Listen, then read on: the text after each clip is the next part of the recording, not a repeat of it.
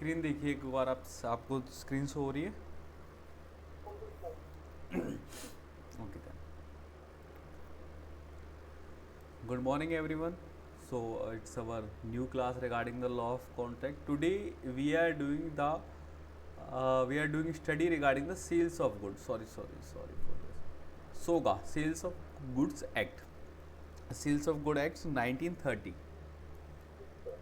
What you have to do, I will give you the brief gist in a single class regarding the Sales of Goods Act. You have to be by the bare act and go with the every sections of SOGA. And if I talk about the specific UGC net तो वहाँ पे directly आपको section based questions या फिर थोड़े बहुत concept based questions मिलेंगे, बहुत माइन्यूट, आइदर बी 1 या 2 marks. So we are just focused regarding the sections and the theoretical portions. I will give you the gist कि आपको ऐसा ना लगे सो का पढ़ के कि कुछ समझ नहीं आ रहा. इस क्लास के बाद my approach with you that after that class you will be easily understand the whole bare act and the memorization period, memorization things regarding the sections, regarding the static portion you have to do with yourself. Apart from that I also provided the one liners to you with them which I share with you in my telegram group. Clear? So sales of goods act is primarily a part of a Indian contract act. After the sometime in the 1930 we make a separate from the Indian contract act in the sales of goods. What it's talk about the whenever the goods are sale. If I use the word goods, it means movable property. Clear? जो immovable property है उसके लिए हमारे पास already transfer of property act available है जिसे हम TPA बोलते हैं, transfer of property act. But in the case of a movable property we have the act regard that is sales of goods act. In the sales of goods act what we read about the formation of contract कि कैसे contract बनेगा sales of goods का. Then we about the effect of contract कि भाई contract बन गया अब उसका इफेक्ट क्या है. Then there is a performance of contract. After the making the contract you have to be perform it, and in last there is a breach and remedy. These are the things where we go through with the sales of goods act: formation of a contract, effect of a contract, performance and breach of a contract. Now we talk about the formation of a contract. It's deal with the sales of goods act, deal with the movable property. Whenever the thing are doing with the movable property we have to be make a contract regarding the sale and transfer of it. We are doing the two things. We make a contract for a sale and a contract for a transfer of a goods with another person. Two person are come together, they are ready to sell and transfer of a good. We are combined these two things. ऐसा नहीं कि खाली मैंने आपको cell का contract कर लिया और वो चीज़ ट्रांसफर नहीं करी. Until unless you didn't transfer the goods there is no meaning left with the sale. Sale के साथ वो ट्रांसफर होनी चाहिए, ठीक है. And one thing more, we are only discuss about the sale. Sale means simply thing you one person provide the goods to the another person in exchange of money, in exchange of considerable money. अगर कुछ और चीज़ हो रही है या फिर कोई pledge है या फिर एक्सचेंज है, दैट थिंग आर नॉट. अगर it's a purely sale is occurred for ना exchange of money only. Whenever the consideration part is a money then only can be sale occur. और sale के लिए दो formation of a sales of goods act we require the sale and transfer. We have to do the two things. We make a contract regarding the sale of a goods, clear, with the two party, and then we transfer that goods to them. With that thing we have to be discuss about the subject matter. Which subject matter क्या होगा, कैसे होगा. So if I go with the subject matter, first of all it's a movable property और ascertainable amount. दो तरीके की subject matter हो सकते हैं. या तो वो असर्टेनेबल है at the time, at the instant of time the material is available. आप शॉप पे गए, material is available, directly transfer to you simply with that.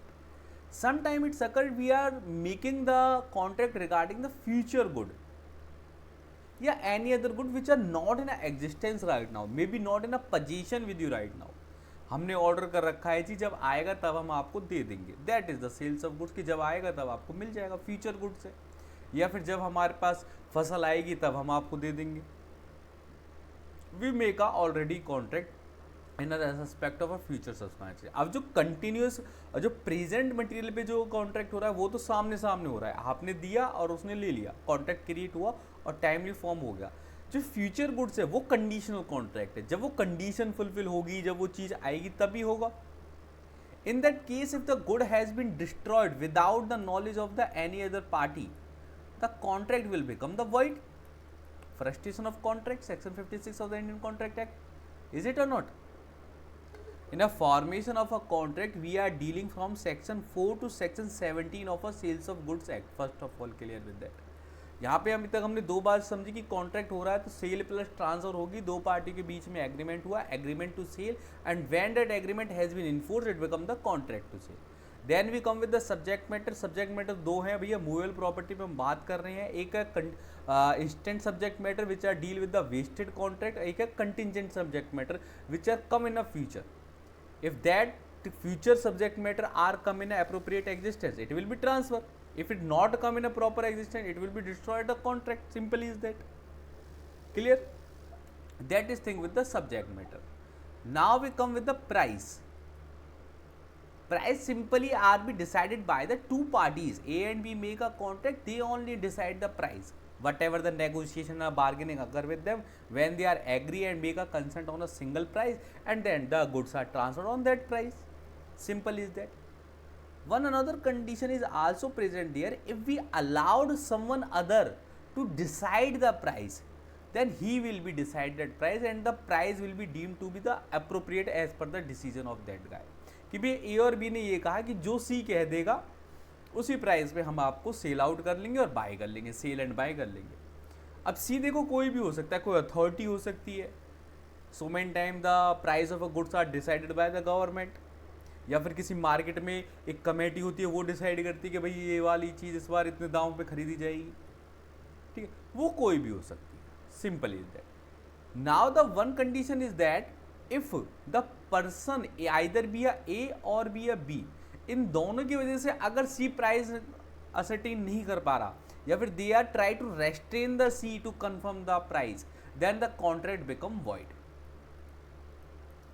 Clear?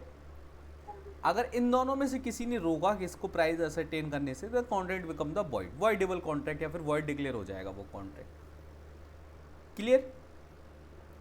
That is the contract, subject matter and price.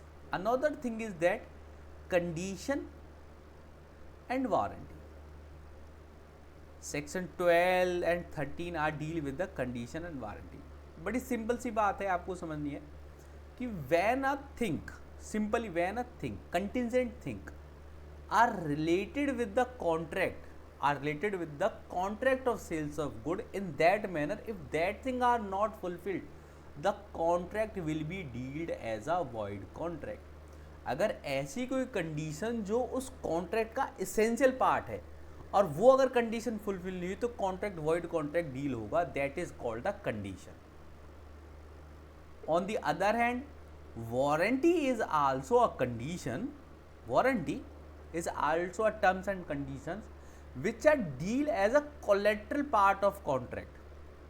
collateral part है, main part नहीं है। if that warranty is breached, then the party has decide to make a voidable contract.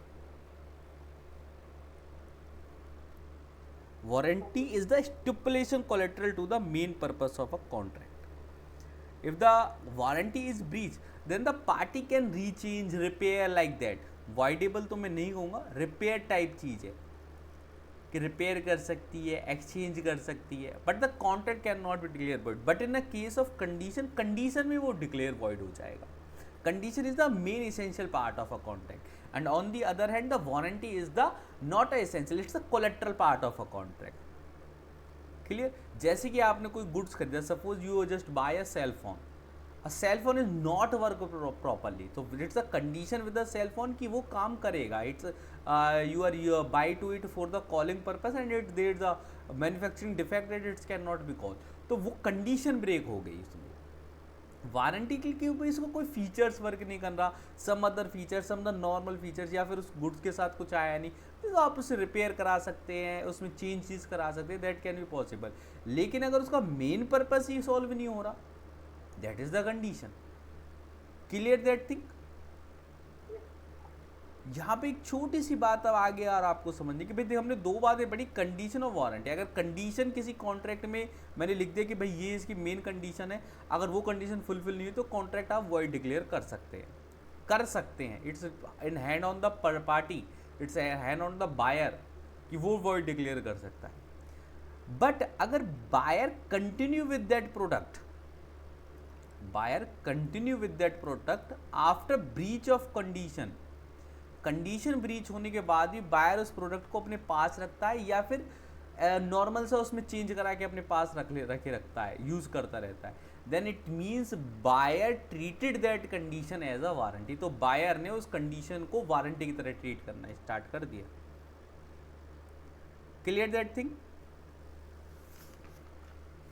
Condition of, जैसे कि suppose आपको मैंने एक अच्छी तरह से लिख के दे दिया कि अगर आपको ये वाली परेशानी आए ना तो वो कंडीशन है, आप चाहे तो कॉन्ट्रैक्ट उसको वॉइड डिक्लेयर करके वो प्रोडक्ट मुझे वापस कर देना, मैं पैसे आपको दे दूंगा, दैट इज कंडीशन। क्लियर। अब वो दिक्कतें आई, आपने कहा कि यार वापस नहीं करना, तू बस इसे सही कर दे, करेक्ट कर दे, तो it's completely in your choice either to treat that as a condition और भी treat as a warranty. Condition को वारंटी की तरह ट्रीट करा जा सकता है, लेकिन वारंटी को कंडीशन की तरह ट्रीट नहीं करा जा सकता। That is the thing specific with the condition and warranty. Clear. चलो, that is the formation of a contract. I just recap it. Contract बना, दो पार्टी ने कॉन्ट्रैक्ट बनाया, सेल प्लस ट्रांसफर करा, सब्जेक्ट मैटर डिसाइड करा, price decide करे, और उसके अंदर हमने लिख दिया कि भाई ये इसकी कंडीशन है, ये वारंटी है। अब हमने यहां पे कॉन्ट्रैक्ट बना दिया। Clear. Now we come with the effect of contract. ये क्या प्रॉब्लम हो रही है आज। Effect of contract, section 18 to 30 are deal with the effect of contract. Effect में दो बातें हैं, देखो जी, एक तो ट्रांसफर ऑफ प्रॉपर्टी की बात है और एक ट्रांसफर ऑफ टाइटल की बात है। ट्रांसफर ऑफ प्रॉपर्टी का जिक्र हम इसलिए करते हैं कि suppose I make a contract with you regarding a particular good, now the good has been going to transfer to you. अब जब वो ट्रांसफरेबल स्टेज में है, ट्रांजिशन स्टेज में है फ्रॉम सेलर टू बायर, तो अगर उस स्टेज में गुड्स को कुछ हो जाता है तो who will bear the risk, वो उस रिस्क को कौन बियर करेगा। तो एक क्वेश्चन बड़ा क्रिएट होता है कि गुड कब ट्रांसफर हुए। Until the transfer of good risk are bear by the seller. ये बात ध्यान से समझना कि सेलर के द्वारा रिस्क बियर करा जाएगा बाय वर्च्यू ऑफ सेक्शन 26, जब तक कि गुड ट्रांसफर नहीं हो जाते, प्रॉपर्टी जो है ट्रांसफर नहीं हो जाती, तब तक सेलर के रिस्क बियर करेगा। उसमें कुछ भी हो जाती, seller will fulfill the damages, seller will bear the damages, bear the loss। अब गुड ट्रांसफर कब होती है, इसके लिए कुछ अलग अलग कंडीशंस हैं। In a normal way, if I just talk about the in a normal, when the goods are ascertain, जैसे कि असरटेन हो जाए जिस टाइम, जैसे कि सिंपली लाइक दैट कि आई गो विद द शॉप के और मैंने कहा कि भाई पार्ले जी का एक बिस्कुट दे दीजिए, उसने निकाल के रख दिया ये वाला, हाँ जी ये वाला 5 वाला 5 वाला, बस हो गया गुड ट्रांसफर, चाहे वो उसकी टेबल पे रखा है। जैसे ही आपने असरटेन कहा, एक्नॉलेज करा, good are in a transferable state. Clear. Suppose you just say the good say the seller kindly give me the 4 kg 5 kg rice, उसने राइस दिखाई ये वाले, जैसे ही आपने कहा हाँ जी ये वाले, जैसे ही अब उसने उनको वेइंग कर दिया, तोल दिया, उनको तोल करके एक पॉलिथीन में पैक कर दिया, goods are in a transferable state. अब गुड्स ट्रांसफर हो चुके हैं, चाहे आप उसे उठाएं या ना उठाएं, आपकी असरटेन प्लस उसकी कंडीशन, मतलब एक तो होता है कि जैसा था वैसा ही उसे ले जाना, एक है कि भाई वेट करना है, अभी मैंने ये तो कंफर्म कर दिया ये वाले राइस है, लेकिन वेट भी इसमें रिक्वायर्ड है, तो जैसे ही वेट में रिक्वायर्ड कर दिया। या फिर हमने कहते हैं कि ट्रांसफरेबल स्टेज होती है, ready to transferable. whenever any type of good which are ready in a transferable stage, you just order something in a shop and the shopkeeper are prepared the good as a transferable stage। आपके ascertainment के बाद जैसे ही उसने transfer stage में pack वैक करके आपके सामने रख दिए, goods are deem to be transferred. Clear? ये तो हुई नॉर्मल शॉप की बात। अब मैं बात करता हूँ शिप्स एंड कार्गोज की। बाहर से प्रोडक्ट आ रहा है, डिलीवरी आ रही है, सिंपल इज दैट। वहाँ पे क्या सिनेरियो होता है कि you just order, you go in a country, select the goods and said can you transfer to in India, they are ready कि yeah I will be transferred to it, you make the half payment of that। Suppose आपने कोई payment भी नहीं करी, आप अपने घर आ गए, आपने ऑर्डर कर दिया। अब कार्गो में, शिप्स में आपके गुड्स आ रहे हैं, बीच में वो डिस्ट्रॉय हो जाते हैं ना, who will bear the risk? Transferable stage में तो आ गए, वो पैक हो गए। In that type of case the custom is that, अगर वो ट्रांसपोर्टेशन स्टेट में है तो कस्टम तो ये कहता है कि seller will bear the risk, seller. But in case of buyer ships और buyer custody, then the risk are taken by the buyer. अगर वो शिप बायर की है, वो ट्रांसपोर्ट बायर का है, वो ट्रक, वो कंसाइनमेंट बायर ने अपने आप ही उसे पैक कराया, या फिर सपोज आपने ऑर्डर लिया, आप सेलर है, ट्रांसफर कंपनी कोई और है, बीच में एक वो होते हैं ना कि ट्रांसपोर्टेशन वाले जो होते हैं जिनका काम ही ट्रांसपोर्ट का होता है, वो कंपनी और है। तो जैसे ही ट्रांसपोर्ट कंटेंट में आपका माल गया और वो ट्रांसपोर्टेशन वालों ने कॉन्टेक्ट कर रखा है सेलर से, बायर से, बायर की ट्रांसपोर्टेशन है, आपका काम सिर्फ गाड़ी में माल लोड करना है। जैसे ही आपने वो माल रखा, risk are come to the sale buyer. Clear with that? Normal custom तो ये कि भाई सेलर का ट्रांसपोर्ट होता है, लेकिन इन केस अगर बायर का ट्रांसपोर्ट हो या फिर सेलर के ट्रांसपोर्ट में बायर का आदमी अवेलेबल हो, ये बात भी और है, कस्टडी ट्रांसफर हो जाए वैसे एक बार, बायर का जो एजेंट है वो सेलर की ट्रांसपोर्ट में बैठा है, वो एक एक माल चेक कर रहा है और उसके ट्रक के साथ जा रहा है वो, अब तो उसमें भी कस्टडी ट्रांसफर होगी, वहां पे भी अब buyer will bear the all risk. ये बात आपकी क्लियर हो रही है? एक बार दोबारा लेते हैं कि अब तक हमने ये समझा कि जो नॉर्मल दुकान पे जब हम खरीदने गए तो जैसे गुड असरटेन हुए, एक्नॉलेज हुआ, ट्रांसफर हो गया, या फिर एक्नॉलेज के साथ अगर कुछ काम होना है, जैसे कि वेट होना है, आपने कोई कपड़ा लिया तो उसका मेजरमेंट होना है कि भाई इतना 2 मीटर चाहिए, हाँ जी 2 मीटर काट के रख दिया, वो आपका ट्रांसफरेबल स्टेज जो कंप्लीट होगी। अब transfer to the buyer has been done and the buyer will bear the risk in a simple. दूसरा केस था मेरा शिप्स एंड कार्गो, जहाँ पे माल बहुत लेट आता है, टाइम टेकिंग है, ट्रेवल करके आ रहा है, वहाँ पे कस्टम तो ये कहता है, general rule is that seller will bear the risk until the goods transfer to the buyer. जब तक वो गुड्स बायर को ट्रांसफर ना हो जाते, सेलर रिस्क को बियर करेगा। लेकिन अगर ट्रांसफर जो मोड है उसमें बायर का ट्रांसपोर्टेशन है, या फिर बायर का बंदा वहाँ पे अवेलेबल है जो ट्रांसपोर्टेशन करवा रहा है, या फिर बायर के टूल्स यूज हो रहे हैं, तो जैसे ही बायर के पास पोजीशन चली गई, उसकी गाड़ी में माल लोड हो गया, उसके बंदे को पोजीशन दे दी गई, the whole thing are risk transfer to the buyer from the seller. Clear? That is the transfer of property. Now I come with the transfer of title. What is transfer of title? Transfer of title simple is that whatever the title have by the seller, only that title can be transferred to the buyer. जो seller के पास title है वही buyer को दिया जा सकता है। You cannot be say that the title has been improved after getting the legal sale. Suppose there is the A, he get the property through theft, illegal manner से इसने प्रॉपर्टी कैप्चर करी, फिर उसने सेल कर दी, cell to be. अब B ये नहीं कह सकता जी मुझे तो पता नहीं था ये ने थेफ्ट कराया या फिर क्या कराया, मैंने तो एक गुड फेथ में उससे चीज खरीदी।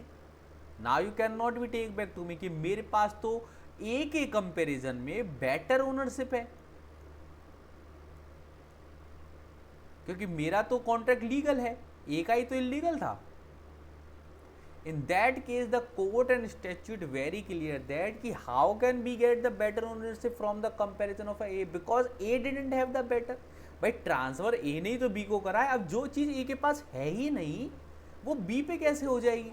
तो जो कंडीशन ए के साथ लग रही है वही बी पे लगेगी। हाँ, एक बात जरूर है कि बी ने अगर बोनाफाइडली कोई काम करा है और उसको नहीं बताता ये चोरी की प्रॉपर्टी है, थेफ्ट प्रॉपर्टी है, ऑलरेडी थेफ्ट प्रॉपर्टी है, then B only insure with that thing that he will be not liable for any type of offence, but he have to be return his property to A and B can claim the damages from A, it can be possible. पर B ये कह दे कि मेरी ownership इस पे बनेगी, मैं इसको नहीं छोड़ूंगा, that is not be allowed. Clear? That is the transfer of title. Apart from them कि भाई जितनी जी एक पे अगर एक को ओनर है तो वो को ओनर का ही राइट ट्रांसफर कर सकता है, ए अगर लिमिटेड ओनर तो लिमिटेड ओनरशिप ट्रांसफर होगी, कंप्लीट ओनर तो complete. That is the thing, जैसा ए के पास राइट है ऐसा ही ट्रांसफर होगा। क्लियर यहां तक? चलो, अब हमने कॉन्ट्रैक्ट बना लिया, उसके इफेक्ट देख लिए। Now we go with the performance. Section 31 to 44 are deal with the performance of a contract. The Sales of Goods Act has been done regarding the making of a contract with them. Consideration उसमें होगी, condition warranties होगी, effect has been done कि after the getting the making the contract you have property are transferred and the title are transferred. Performance simply like that, seller की जो duty है वो seller complete करेगा, buyer की जो duty है वो बायर कंप्लीट करेगा। सेलर गुड्स को ट्रांसफर करेगा, time with in a time करेगा।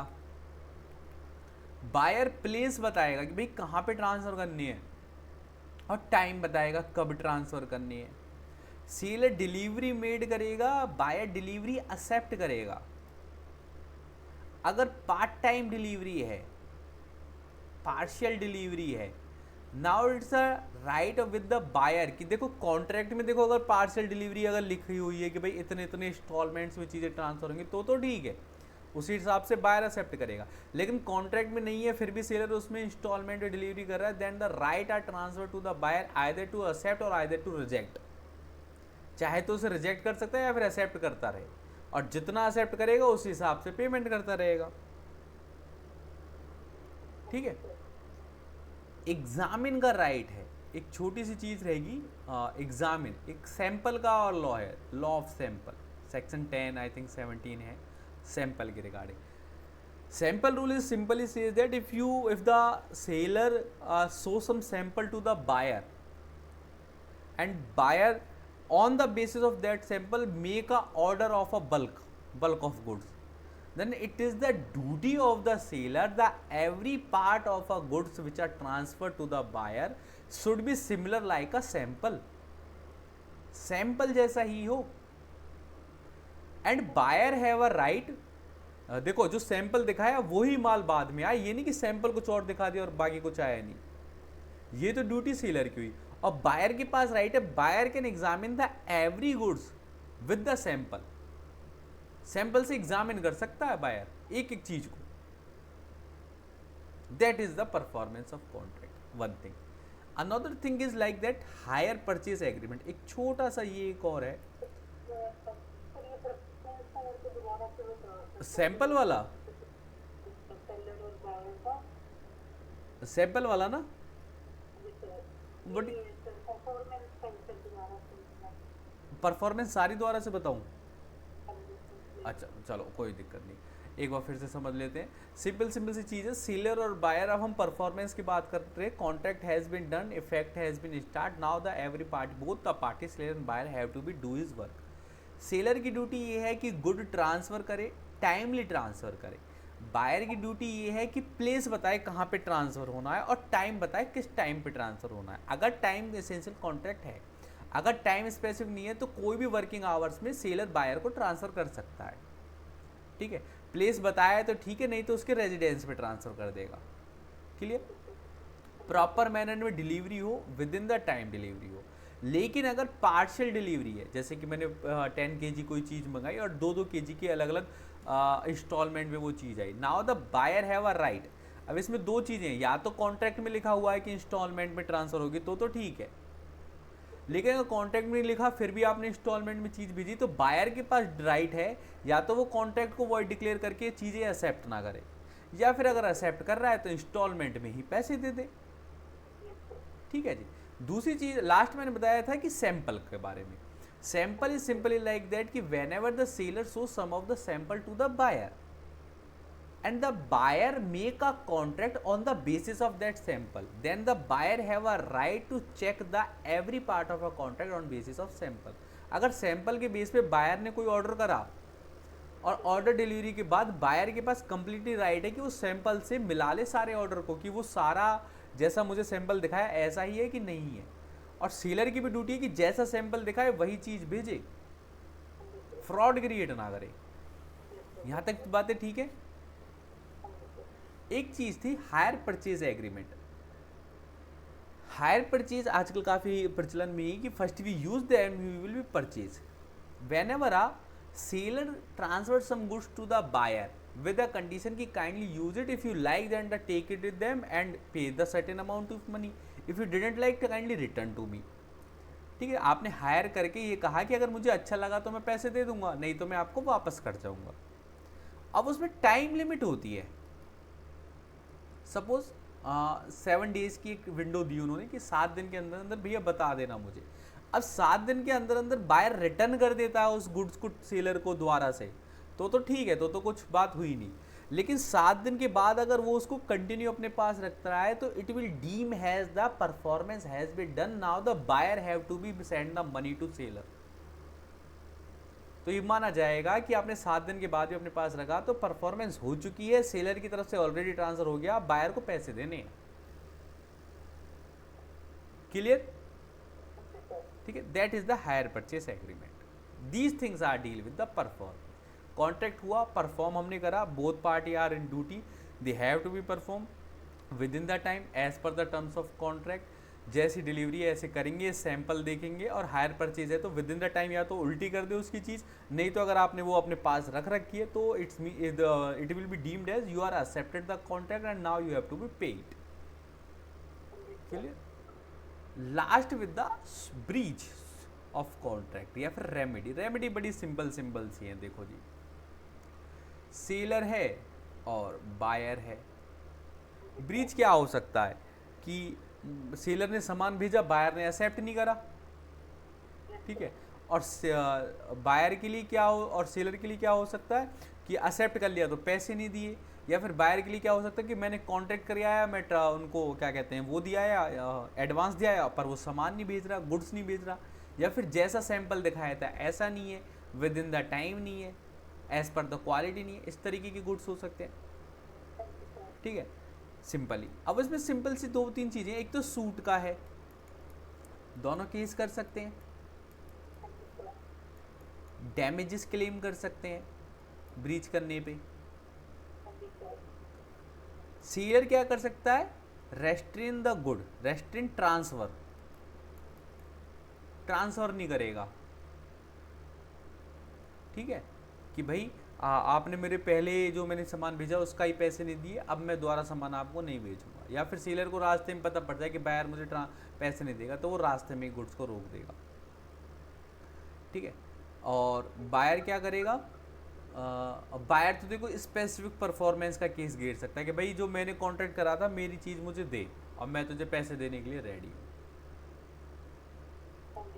ठीक है, एक चीज़ और थी सेलर की क्लेम डैमेजेस तो हो ही जाएगा, रेस्ट्रेन ऑफ गुड्स है, व्हाट दे कैन डू. बस only these are the remedies sufficient है.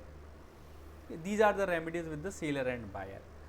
अगर कोई और अलग से if you think that condition of warranty का एक थोड़ा सा है कि then they can claim the damages, buyer can claim the damage on the case of condition and warranty. अगर कोई special condition and warranty seller के द्वारा प्रोवाइड करी गई तो buyer can claim this thing.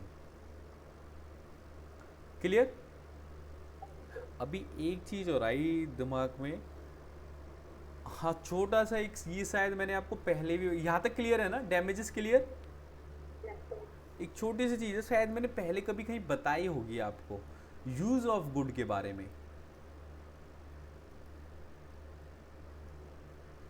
क्या होता है कि जैसे कि suppose you are go to the shopkeeper, there the two thing can be occur. जो आप सामान ले रहे हैं, जनरल रूल इज दैट कि the person who buy the goods should be disclose the manner of use to the seller. अगर आपने disclose करा, सेलर को अपना ऑब्जेक्ट बताया, डिस्क्लोज ऑब्जेक्ट पर्पस, कि भाई इस पर्पस के लिए मैं आपसे सामान ले रहा हूँ, और सेलर ने आपको सामान दिया, अगर वो पर्पस सॉल्व नहीं कर पा रहा, अगर वो पर्पस सॉल्व नहीं होता जो आपने पर्पस बताया था, then the seller will be liable. Seller liable होगा, उसे वो गुड्स वापस लेने होंगे. नॉट फुलफिल पर्पस, तो आपने सेलर को बताया था कि भैया इस काम के लिए मुझे कोई सामान चाहिए, सेलर ने अपने डिस्क्रिप्शन के हिसाब से, अपने थॉट प्रोसेस से आपको कोई सामान दिया, वो काम पूरा हुआ ही नहीं उस चीज़ से, तो वो फिर सेलर लायबल होगा. सेलर को वो अमाउंट चीज़ें वापस लेनी पड़ेंगी और पैसे वापस करने पड़ेंगे. क्लियर?